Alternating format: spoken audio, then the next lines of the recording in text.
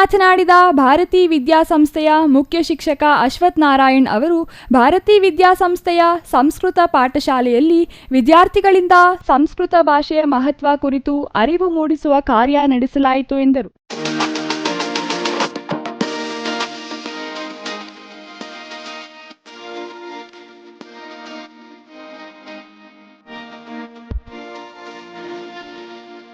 ಸಂಸ್ಕೃತ ಭಾಷೆಯ ಸಾಂಸ್ಕೃತಿಕ ಕಾರ್ಯಕ್ರಮಗಳಾದ ನೃತ್ಯ, ಭಾಷಣ, ಗೀತೆ ಗಾಯನಗಳನ್ನು ಸಂಸ್ಕೃತ ವಿದ್ಯಾರ್ಥಿಗಳಿಂದ ಹಮ್ಮಿಕೊಳ್ಳಲಾಗಿತ್ತು. ಈ ಕಾರ್ಯಕ್ರಮಕ್ಕೆ ಭಾರತೀ ವಿದ್ಯಾಸಂಸ್ಥೆಯ ಪ್ರೌಢಶಾಲಾ ಮುಖ್ಯೋಪಾಧ್ಯಾಯ ಅಶ್ವಥ್ ನಾರಾಯಣ್, ಭಾರತೀ ವಿದ್ಯಾಸಂಸ್ಥೆಯ ಮಾಧ್ಯಮಿಕ ವಿಭಾಗದ ಮುಖ್ಯೋಪಾಧ್ಯಾಯರು ಸೇರಿದಂತೆ ಎಲ್ಲಾ ಸಹ ಶಿಕ್ಷಕರು ಪಾಲ್ಗೊಂಡು ಸಂಸ್ಕೃತ ಭಾಷೆಯ ವಿಶೇಷ ಮಹತ್ವ ತಿಳಿಸಿದರು.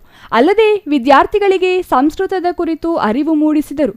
ಕಾರ್ಯಕ್ರಮದಲ್ಲಿ ಸಂಸ್ಕೃತ ಪಾಠಶಾಲೆಯ ಮುಖ್ಯೋಪಾಧ್ಯಾಯರಾದ ರಂಗನಾಥ್ ಹಾಗೂ ಸಹ ಶಿಕ್ಷಕ ಪುಟ್ಟಸ್ವಾಮಿ ಭಾಗವಹಿಸಿದ್ದರು. Nandakumar, CTV news, Chikkaballapur.